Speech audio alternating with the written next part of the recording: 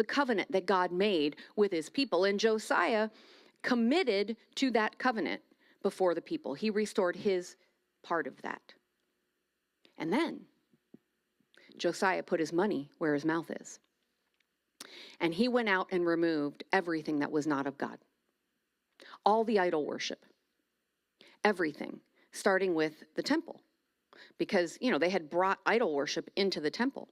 And from Judah and from all the surrounding areas in Jerusalem, he removed all items of idol worship.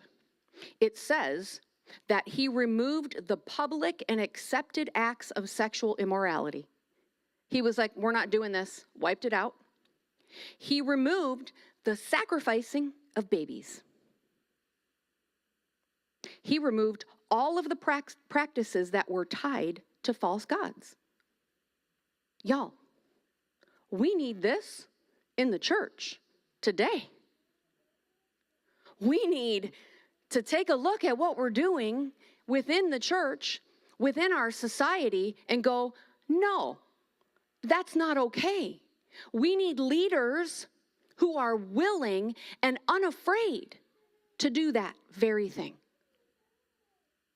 And then he called the people back to their spiritual practices, their spiritual disciplines. And you know what happened? Revival happened.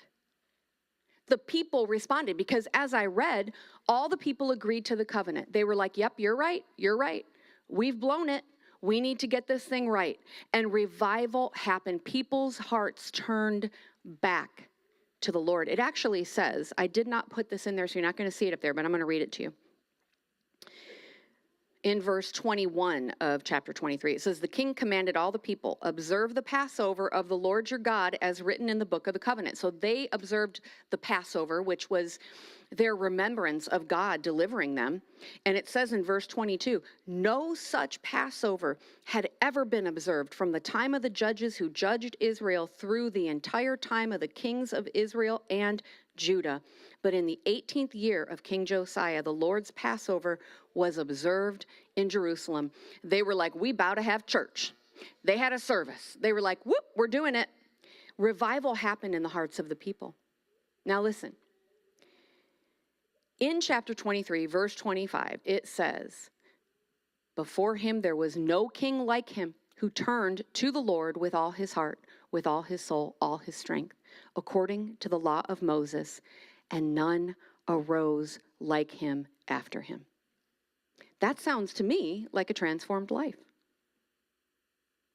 I mean, it's really awesome that this happened to King Josiah, but also it's sad because there was no one who had surrendered like that before him. And there was no one who would ever surrender like that after him, no king. That's sad. He was the only leader who was willing to do the things that he did. And let me ask you something. What would have happened if Huldah did not speak the truth to King Josiah? What if she had not been brave enough to speak what the word said? What if instead of being direct with him about what the word of God said, what if she said something like, well, God still loves you. He still loves us. He's merciful. He'll forgive us. Or he wouldn't send us to hell. God wouldn't do that. God's love. God is tolerant.